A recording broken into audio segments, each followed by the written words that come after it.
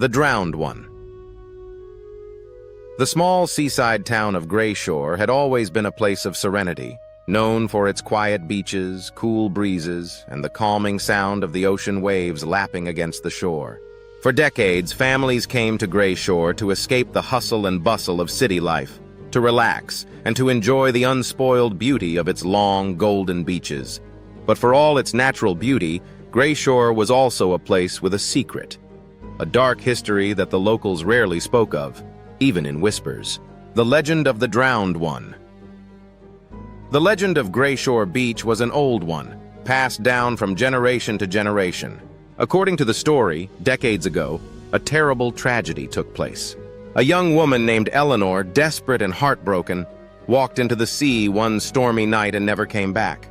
It was said that she had been jilted by her lover, a fisherman who had promised to return from a long voyage but never did.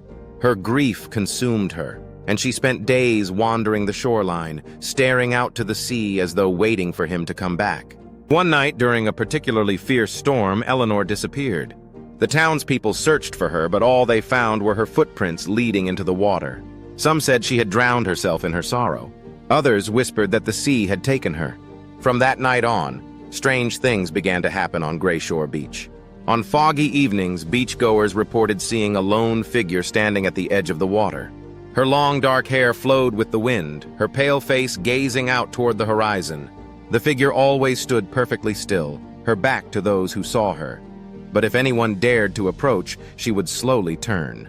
Those brave enough to face her reported seeing a hollow, waterlogged face, with eyes that wept seawater. Eleanor's spirit, the locals said, had become one with the sea. They called her the Drowned One, and they warned that anyone who saw her should never look directly into her eyes, or they would be cursed to follow her into the water. The summer vacation. It was during the summer that tourists usually flooded the town. Among them was a group of friends, Jenna, Kyle, Amber, and Mike, who had decided to rent a beach house in Grayshore for a week of sun, surf, and relaxation. They had heard nothing of the town's eerie legend, and if they had, they likely wouldn't have believed it. The first few days of their stay were perfect. The sun shone brightly, the waves were gentle, and the beach was nearly empty. The four friends spent their time lounging on the sand, swimming in the cool ocean, and staying up late around bonfires, laughing and sharing stories. But on the fourth night, things began to change. A thick fog rolled in from the sea, shrouding the beach in an otherworldly mist. The wind, once gentle and warm, became cold and biting, sending chills through the group as they sat by the fire. Jenna noticed it first, a figure standing far down the beach, just at the water's edge. "Do you guys see that?" she asked, her voice barely more than a whisper. Kyle squinted into the fog. "What?" Jenna pointed. "There, by the water. There's someone standing there." The others turned to look. Sure enough, through the dense fog, they could just make out a tall, thin figure standing where the waves met the shore. The figure wasn't moving, just standing there, staring out at the sea. "Probably just someone from town," Amber said, though her voice lacked conviction. "Why would anyone be out there alone at this time?" Mike asked, his eyes fixed on the figure. "It's freezing." Jenna felt a shiver run down her spine. There was something unsettling about the figure, something unnatural. The four friends watched in silence for several minutes, waiting to see if the figure would move. But it didn't.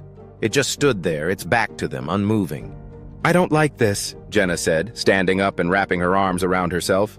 "We should go inside," Amber suggested, already picking up her things. Kyle, however, wasn't ready to leave. He was always the adventurous one, the one who loved a good mystery. "Come on, guys. It's just some local messing with us. I'm gonna go check it out." Before anyone could stop him, Kyle started walking toward the figure. Jenna called after him, but he waved her off, laughing. As Kyle approached the figure, the fog seemed to thicken around him, swallowing him up. Jenna, Amber, and Mike watched anxiously as his form became little more than a shadow in the mist. "Kyle!" Jenna called, but he didn't answer. Moments passed, and then, just as suddenly as he had walked into the fog, Kyle's shadow reappeared. He was running now, sprinting back toward the group, his face pale, his eyes wide with fear. "Get inside!" he shouted as he ran past them, his voice trembling. Without a second thought, the others grabbed their things and hurried after him, rushing back to the safety of the beach house. The terror begins. Once inside, Kyle slammed the door shut and bolted it, his breath coming in short, panicked gasps. "What happened?" Jenna asked, grabbing his arm. "What did you see?" Kyle shook his head, his eyes wide with terror. "It wasn't human. I got close and... I don't know. It turned around, but its face..." He shuddered, unable to finish. "What do you mean?" Amber asked, her voice shaky. "Who was it?" "It wasn't a person," Kyle whispered. "It was something else. Something dead." The group fell into a tense silence, the only sound the distant crash of waves against the shore. They all huddled together in the small living room, unsure of what to do next. As the night wore on, the fog thickened outside, pressing against the windows like a living thing. The air inside the house grew colder, and strange sounds began to echo from the beach. Soft whispers, like voices carried on the wind, and the distant sound of footsteps in the sand. Around midnight, the power went out. The house was plunged into darkness, save for the dim glow of their phones. Panic began to set in as the temperature continued to drop, and the whispers grew louder. Then came the knocking. A soft, rhythmic knock on the door. Slow at first, then more insistent. The group froze, staring at the door in horror. "Who's there?" Jenna called, her voice trembling. The knocking stopped. For a moment, there was only silence. Then from outside, a voice, a woman's voice, soft and pleading. "Let me in." Jenna's heart raced. She recognized that voice. It was the same one she had heard on the beach earlier that day. A woman calling as if in distress. "No," Kyle whispered, backing away from the door. "Don't open it, it's her." The knocking resumed, harder this time. "Please let me in," the voice begged. "I'm so cold." Amber whimpered, clutching her phone to her chest. "We can't stay here. We have to get out of this place." The others nodded in agreement, but the idea of going outside, into the fog, seemed just as terrifying as staying. Suddenly, the voice outside turned angry. "Let me in!" it screamed, pounding on the door with terrifying force. The group backed away, retreating into the far corner of the room as the pounding grew louder and more violent. The windows rattled and the door creaked under the pressure. Then, as suddenly as it had begun, the pounding stopped. For a long moment, the group sat in silence, too afraid to move. Finally, after what felt like hours, Jenna spoke. "I think it's gone." But just as she said it, the windows exploded inward, showering the room in glass. The fog poured into the house like a living thing, swirling around them, cold and wet. Through the broken windows, they could see her, the drowned one, standing just outside, her hollow eyes staring straight at them. With a deafening scream, the figure lunged forward, her wet, skeletal hands reaching for them, the forgotten beach. It was supposed to be a perfect getaway. The small, secluded beach they had found on the map was miles from any bustling tourist spots, tucked away from the world. It didn't even have a proper name, just a vague reference on an old map, labeled the Forgotten Beach. Adam, Megan, Chris, and Laura were all about discovering hidden gems, so the remoteness of the place only made it more appealing. They'd have the beach to themselves for the entire weekend, or so they thought. The discovery. The road leading to the beach was nothing more than a dirt path flanked by towering trees that gradually opened up to reveal the coastline. As they approached the beach, they were greeted by the sight of pristine white sand, a calm ocean, and cliffs that loomed over the water like ancient guardians. The sun was beginning to set, casting an orange glow across the horizon. "This is amazing," Megan said, stepping out of the car and breathing in the salty air. "How has no one else found this place?" Adam, the planner of the trip, smiled triumphantly. "Told you it would be worth the drive." Chris unloaded the camping gear while Laura wandered to the edge of the beach. She dipped her toes into the cool water, gazing out at the seemingly endless expanse of the ocean. The isolation felt comforting, but there was something about the beach that made her uneasy. The cliffs to the right of the shore cast long shadows across the sand, and the air felt unnaturally still.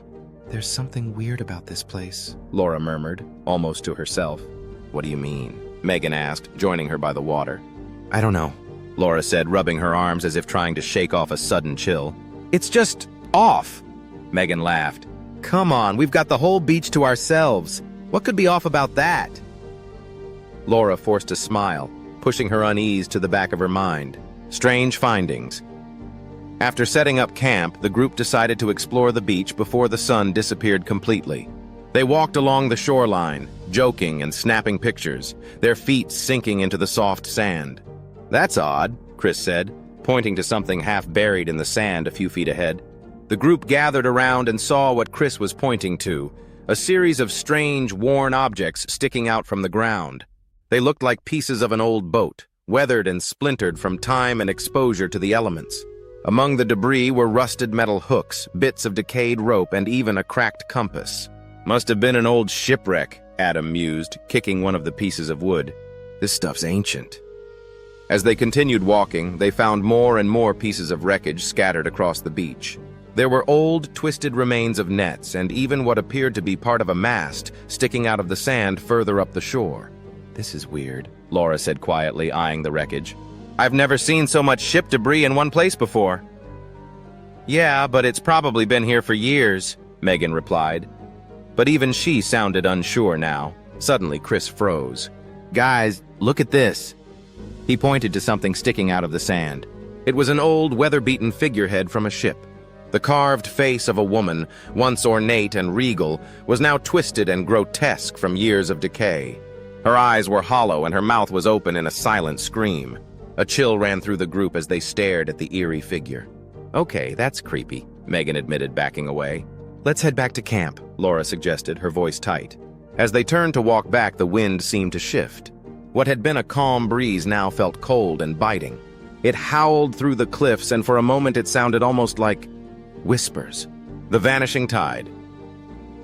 Back at camp, the group settled around a fire. Adam had tried to lighten the mood by grilling some food, but the earlier discovery of the figurehead still lingered in their minds. "So, who wants to tell a ghost story?" Adam said, trying to sound playful, though his voice had an edge to it. "Not tonight," Laura replied firmly. "I've had enough creepy for one day." Megan nodded. "Yeah, that shipwreck stuff was pretty unsettling. I've been on beaches before, but there's something different about this place." The fire crackled in the silence as the sun fully disappeared below the horizon. The beach was now bathed in moonlight, casting long shadows from the cliffs across the sand. Then, without warning, the ocean began to recede. "Whoa," Chris said, standing up. "That's not normal, right?" They all watched as the water pulled back from the shore, exposing more of the ocean floor than any of them had ever seen. It wasn't just a low tide, it was like the sea itself was retreating. "What the hell?" Adam muttered. "Maybe it's a tsunami," Megan suggested, her voice trembling. "We need to get to higher ground." Before anyone could move, a low, eerie sound filled the air. A wailing, almost like the cry of a woman in pain. The sound was carried by the wind, coming from the cliffs to their right. "Did you hear that?" Laura whispered, her eyes wide. The sound grew louder, and soon it became clear that it wasn't just the wind. It was something else, something much worse. Suddenly, from the direction of the cliffs, they saw it, a figure emerging from the darkness. It was a woman, or at least something that looked like a woman. Her skin was pale and mottled, her hair wet and stringy, clinging to her face. She moved slowly, almost as if she were floating across the sand. The wailing grew louder as she approached, her hollow eyes fixed on the group. Her mouth hung open in a perpetual scream, though no words came out, only that mournful, bone-chilling wail. "Run!" Adam shouted, pulling Laura to her feet. They all scrambled to their feet and bolted in the opposite direction toward the car. But the sand felt heavier beneath their feet, as though something was pulling them down, slowing them. Laura glanced back, her heart racing. The figure was closer now, moving faster, her feet not even touching the ground. The wailing filled her ears, growing louder, unbearable. "Don't look back!" Adam yelled, grabbing her arm. But Laura couldn't help it. She looked back again, and this time she saw them, more figures rising from the ocean floor where the water had receded. They were crawling out of the sand, their bodies twisted and broken, their faces gaunt and hollow. One by one they pulled themselves out of the ocean, their mouths open in silent screams. "They're everywhere!" Megan cried, tripping over her own feet. Chris pulled her up as the group ran faster, their breath coming in ragged gasps. The figures were getting closer, their ghostly forms moving faster than should have been possible. The wailing grew louder, echoing in their heads. Laura's legs burned as she pushed herself to run, but it felt like they were getting nowhere. The car was still so far away. Suddenly, Laura's foot caught on something and she fell hard to the ground. Adam stopped and pulled her up just as one of the figures reached out for her. its bony fingers brushing against her ankle. "Come on!" Adam yelled, dragging her forward. With one final burst of energy, they reached the car. Adam fumbled with the keys, his hands shaking. The figures were only feet away now, their empty eyes fixed on the group. Finally, the car doors unlocked. They threw themselves inside and slammed the doors shut just as the first figure reached the window. Its pale, skeletal hand pressed against the glass, leaving a wet, slimy residue. Adam floored the gas, and the car sped off down the dirt path, leaving the wailing figures behind. The further they drove from the beach, the quieter the wailing became, until finally, it disappeared altogether. The aftermath. They didn't stop driving until they reached a motel miles from Grayshore. No one spoke the entire drive, their minds too numb with terror to process what had just happened. The next morning, they packed their things and left the town without looking back. None of them ever spoke of the forgotten beach again. But sometimes, late at night, Laura would still hear that eerie, mournful wail echoing in her dreams.